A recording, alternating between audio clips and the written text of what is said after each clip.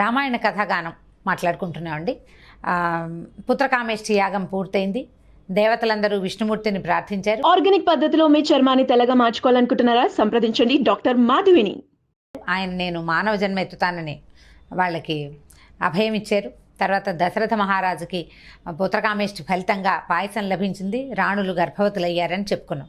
అయితే ఇప్పుడు బ్రహ్మదేవుడు దేవతలందరికీ ఒక మాట చెప్పారట. ఎప్పుడెప్పుడు ధర్మానికి హాని కలుగుతుందో అప్పుడప్పుడు విష్ణు భగవానుడు తప్పకుండా అవతరించి దుష్టులను శిక్షించి శిష్టులను రక్షిస్తాడు, ప్రాణికోటికి సుఖ సంతోషాలు కలగజేస్తాడు. ఇప్పుడు అలాంటి ఈ పరిస్థితులు అంటే మనకి ఈ రావణాసురుడి వల్ల వచ్చినటువంటి భూలోకంలో ఏర్పడిన పరిస్థితి వల్ల విష్ణుమూర్తి మళ్ళీ జన్మించడానికి అవతరించడానికి సిద్ధపడుతున్నాడు. మనం కూడా ఏదైనా దీనికి సహాయపడేందుకు ఒక క్రియాకలాపం చేయాలి అని చెప్తున్నారు. ఏం చెప్తున్నారు చూడండి. ఆయన దశరథుని పుత్రునిగా జన్మించడానికి సంకల్పించాడు. కాబట్టి మీరందరూ కూడా భూలోకంలో జన్మించి అవతార పురుషుడికి సహాయపడమని చెప్పారు. ఎట్లా సహాయపడాలి? అందరూ వీరులు, శూరులు, వాయువేగంతో సమానమైన వేగం కలిగిన వాళ్ళు, అమృతపానం చేసిన వారు, మాయ మర్మాలు తెలిసిన వారు. కాబట్టి అప్సరసలు గంధర్వ స్త్రీల యందు మీరంతా పుత్రులను కనండి. దేవతలని కుమారులని కనమని చెప్తున్నారనమాట. వీళ్ళంతా వానరులవుతారు. నేను ఆవలించినప్పుడు జాంబవంతుడు నా ముఖం నుంచి జన్మించాడు. బ్రహ్మదేవుని ముఖం నుంచి ఆయన ఆవలించినప్పుడుగా జన్మించాడట జాంబవంతుడు. అయితే ఈ జాంబవంతుడు యోధులైన వానర సేనకి అండగా ఉంటాడు. మీరంతా వానర యోధుల్ని సృజించి భగవానుడైన శ్రీమన్నారాయణుడికి సహాయపడండి అని చెప్తున్నారు. తర్వాత వాలి మహాబలశాలి అయి ఇంద్రునికి పుత్రుడిగా జన్మిస్తాడు. మహాతేజశాలి అయిన సుగ్రీవుడు సూర్యుని వలన జన్మించాడు. వానర వీరులందరూ జన్మలు ఎలా జన్మించారో చెప్తున్నారండి. ఈ భాగం అంతా ఈ 17వ సర్గ అంతా వానరుల జననమే. ఎవరికి జన్మించారో చెప్తున్నారు. కొంచెం శ్రద్ధగా విని తెలుసుకుంటే మనకి అర్థమవుతుంది ఎక్కడి నుంచి ఏ కథ మారింది అని. వానర శ్రేష్ఠుల్లో బుద్ధిమంతుడైన తారుడు అనే వానరాన్ని బృహస్పతి సృజించాడు.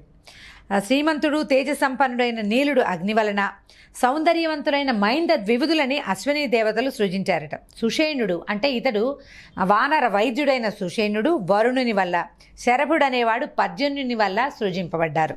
తర్వాత శ్రీమంతుడు, వీరవంతుడు, వజ్ర సమాన దేహుడు, గరుక్మంతునితో సమానమైన వేగం కలిగిన వాడైనటువంటి హనుమంతుణ్ణి వాయుదేవుడు సృజించాడు.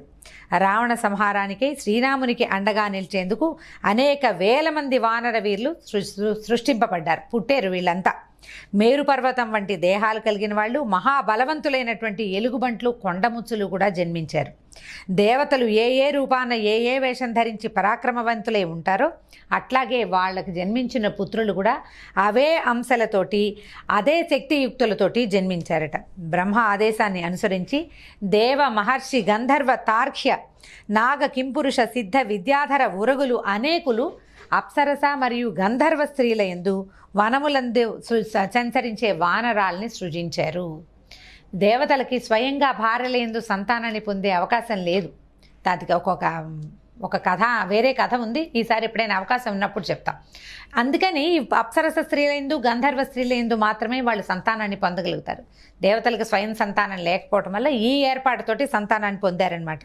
ఈ వానరులంతా మహాబలశాలులే కాకుండా తాము కోరిన రూపాన్ని ధరించగలిగే కామరూప విద్యలు కూడా ఉన్నాయట వాళ్ళ దగ్గర. అందరికీ గోల్డే ఆయుధాలు, పెద్ద పెద్ద వృక్షాలు పెకలించేయగలరు, కొండలు పిండి చేసేయగలరు, మహాబలవంతులట వీళ్ళు. సముద్రాన్ని దాటగలరు, ఆకాశంలో ఎగరగలరు. తర్వాత మహానదులని అడ్డుకొని సముద్రంలోకి చేరకుండా ఆపగలరు, నదులని కూడా ఆపగలిగిన ప్రజ్ఞ కలిగిన వాళ్ళు ఉన్నారు వాళ్ళలో. తర్వాత వీళ్ళంతా ఏంటంటే మదించిన ఏనుగుల్ని కూడా వశపరుచుకోగలరు.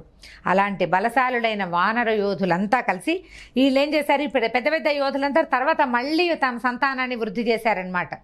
వాళ్ళ వల్ల కలిగిన సంతానం ఇంకా విపరీతంగా పెరిగింది. వీళ్ళంతా అరణ్యాల్లోనూ పర్వతాల్లోనూ నివసించడం మొదలుపెట్టారు. ఈ వానరసేన అంతటికి ఇంద్రుని అంశతో జన్మించిన వాలి, సూర్యభగవానుని అంశతో జన్మించిన సుగ్రీవుడు అన్నదమ్ములైన వీళ్ళిద్దరూ రాజులుగా ఉన్నారు. తర్వాత నలుడు, నీలుడు, హనుమంతుడు మొదలైనటువంటి మహాబలశాలులంతా వాళ్ళకి మంత్రులుగా ఉన్నారు. ఇదంతా రామావతార ఆవిర్భావానికి ముందే సిద్ధమయ్యి భూమండలం అంతా వ్యాపించి ఉందట వానరసేన. అయితే మహాత్ముడైన దశరథ మహారాజు శ్రీరామ జననం చెప్పబడుతోందండి. అశ్వమేధ యాగాన్ని, పుత్రకామేష్టి యాగాన్ని సంతృప్తికరంగా పూర్తి చేసిన తర్వాత దేవతలంతా హవిస్సులు స్వీకరించి స్వస్థలాలకు వెళ్ళిపోయారు. దశరథుడు యాగదీక్ష విరమించి యాగశాల నుంచి రాణులతో సహా అయోధ్య నగరానికి వచ్చేశాడు. ఈ యాగానికి ఆహ్వానింపబడిన అనేక మంది రాజులు, బ్రాహ్మణులు, లక్షలాది అతిథులు ఈయన పూజలు అందుకుని ఈయన చేత సత్కరింపబడి దానాలు పుచ్చుకుని ఎవరిళ్ళకి వాళ్ళు వెళ్ళారట. ఒక సంవత్సరం తర్వాత ఋష్యశృంగ మహర్షిని కూడా విశేషంగా సన్మానించారు ఈ యాగం చేయించిన ఆయన తన భార్యతోటి మామగారు అయినటువంటి రోమపాదంతో అంగదేశానికి కలిసి వెళ్ళిపోయాడట. దశరథ మహారాజు భార్యలతో రాణులతో ఎంతో సంతోషంగా ఉల్లాసంగా గడిపాడు. సంవత్సరం యజ్ఞం పూర్తయ్యి సంవత్సరం గడిచిందట. అప్పుడు సంవత్సరం గడిచిన తర్వాత అంటే 10 నెలలు అని చెప్పటం లేదండి, దగ్గర ఏడాది గడిచింది అని చెప్తున్నారు. చైత్రమాసంలో పునర్వసు నక్షత్రయుక్త నవమి నాడు 5 గ్రహాలు ఉచ్చస్థితిలో ఉండగా లోకోద్ధారకుడు ఇక్ష్వాకు వంశ తిలకుడు అయినటువంటి చంద్రుడుగా శ్రీ మహావిష్ణువు పూర్ణావతారంగా ఆవిర్భవించాడు. అమిత తేజోవంతుడైన ఆ బాలుని పక్కన కౌసల్యాదేవి అదితి వలె అంటే దేవతల యొక్క తల్లి అయిన దేవమాత అయిన అదితిలాగా ప్రకాశించిందిట. సత్యపరాక్రముడు విష్ణు భగవానుని 4వ వంతు అంశలో కైకేయి యందు భరతుడు పుష్యమి నక్షత్రమునందు మీనలగ్నమున జన్మించాడు. ఆ మరునాడు అంటే 2వ రోజు 3వ రోజు అన్నమాట.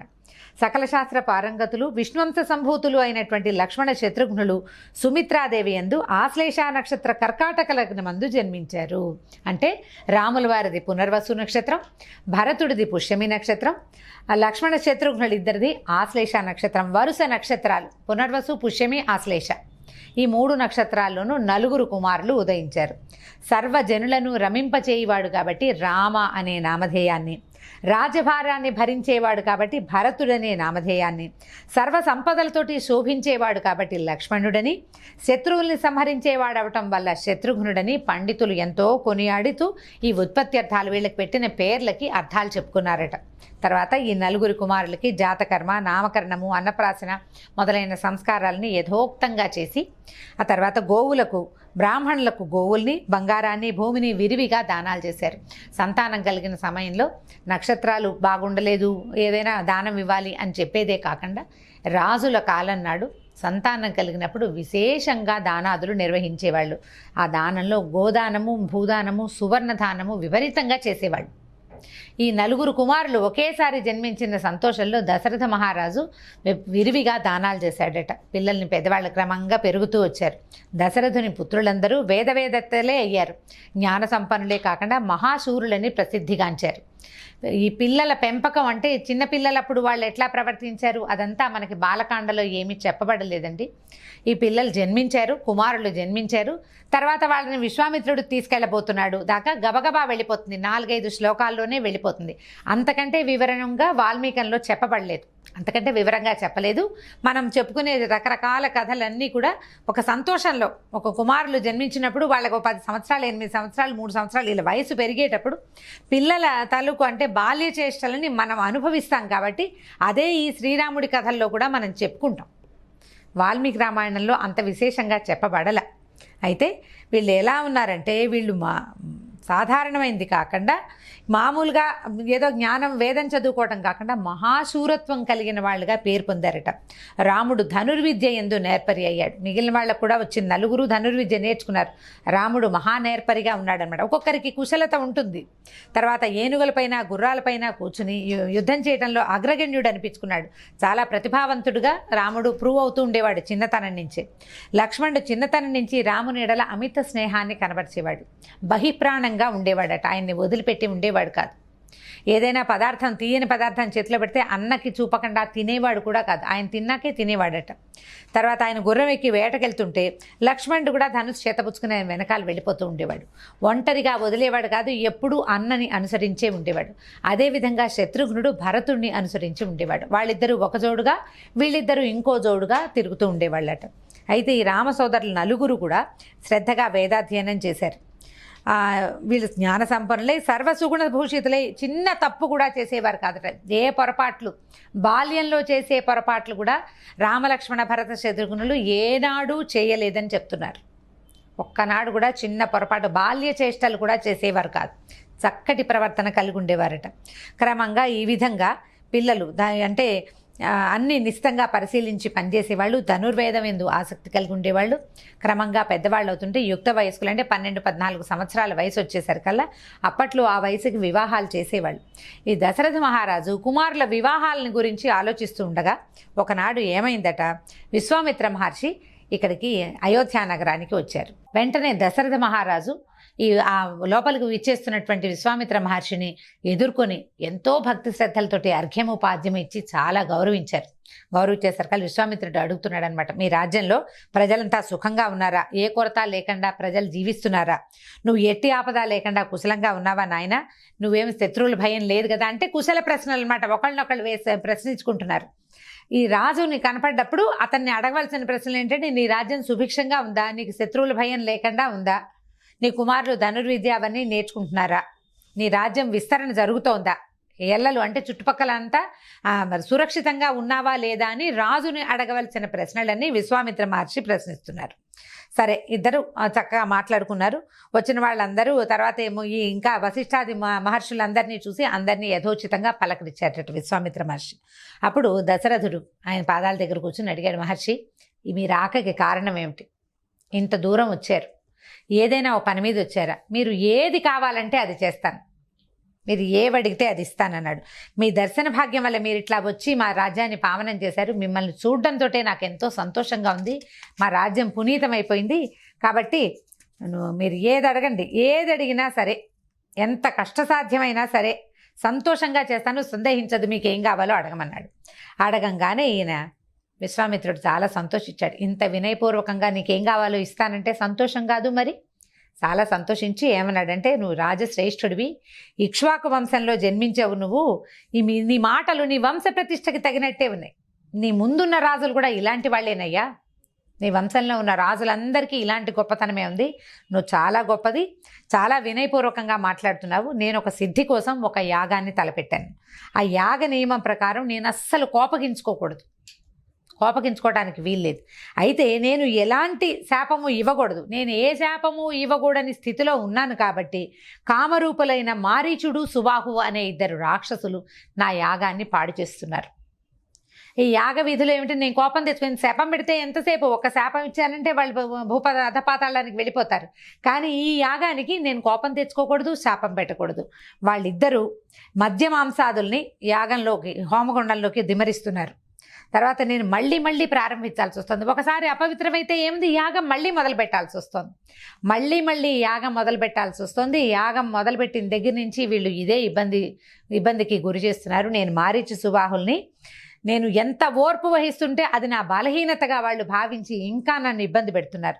అందుకని ఇంకా ఆ దేశాన్నే వదిలిపెట్టి వచ్చేసా. కాబట్టి నీకు కౌమార వయసులో ఉన్న కుమారుడున్నాడు, శూరుడు, సత్యపరాక్రమవంతుడు అయినటువంటి నీ కుమారుడైన రాముడిని నాతో పంపించు. దుర్మార్గులైన ఆ రాక్షసుల్ని వధించే సామర్థ్యం రాముడికి మాత్రమే ఉంది. రాముడు శౌర్యము, పరాక్రమం వాటి గురించి నువ్వేం భయపడద్దు, నువ్వేం అనుమానపడబోక. అతని గురించి, అతని నిజస్వరూపాన్ని నాకు తెలుసు. నీకు కేవలం అతని నీ పుత్రుడనే నీకు తెలుసు. రాముని నిజస్వరూపం నాకు తెలుసు. కాబట్టి మేము కొంతమందినే తెలుసుకోగలుగుతాం. ఎవరు? నేను, వశిష్ఠుడు, కొంతమంది మహర్షులు మాత్రమే రాముని నిజస్వరూపం, అతని తాలూకు శక్తి యుక్తుల్ని మేమొక్కళ్ళమే తెలుసుకోగలుగుతాం. మేము మాత్రమే. నువ్వు చూడు, కావాలంటే అడుగు, నీకు ఇష్టం లేకపోతే పంపించద్దు. నీ వశిష్ఠాది మహర్షులందరినీ అనుమతి తీసుకో, వాళ్ళందరూ పంపమంటేనే నాతో పంపించు అని అడిగాడు. అడిగి ఇంకా ఏం చెప్తున్నాడంటే, నువ్వు నీ కీర్తి ఆచంద్రార్కం ఈ భూమి మీద ఉండాలంటే రాముడిని నాతో పంపించు. ఆ దుష్ట రాక్షసులిద్దరినీ రాముడు మాత్రమే సంహరించగలడు అని నొక్కి వక్కాణించి చెప్తున్నాడనమాట. నీ పిల్లవాడిని, నీ రాముణ్ణి సామాన్య మానవ బాలకుడుగా తలంచొద్దు. నా యాగం ఆగిపోకుండా చూడు, నీకు క్షేమం కలుగుతుంది దానివల్ల. ఇవన్నీ ఇన్ని రకాలు వినేసరికల్లా ఈ దశరథ మహారాజుకి నవనాడులు కుంగిపోయినాయట. రాముణ్ణి పంపాలి అన్న మాటకి ఆయన వల్ల కాలేదు. చిన్న పిల్లాడు, ఏమిటో ఈయన విచిత్రంగా మాట్లాడతాడు. నా పిల్లవాడు కదా, మేము కనిపించాం, పసిబిడ్డగా మా చేతుల్లో పెరిగాడు, ఇప్పుడే కాస్త ధనుర్విద్య అవి నేర్చుకున్నాడు, ఇంకా పిల్లాడు, పాలబుగ్గలు ఆరలేదు, 16 ఏళ్ళైనా లేవు, అతను రాక్షసుల్ని ఎట్లా సంహరిస్తాడు అని నిర్ఘాంతపోయాడు. ఆయన సమాధానం చెప్పలేకపోయాడు, తెల్లబోయాడు, దిగులు పడ్డం మొదలుపెట్టాడనమాట. ఇంత దిగులు చెందినటువంటి దశరథ మహారాజుని ఒప్పించి ఏ రకంగా రామలక్ష్మణుల్ని విశ్వామిత్రుడు తనతో తీసుకెళ్లాడో రేపటి భాగంలో తెలుసుకుందాం. నమస్కారం.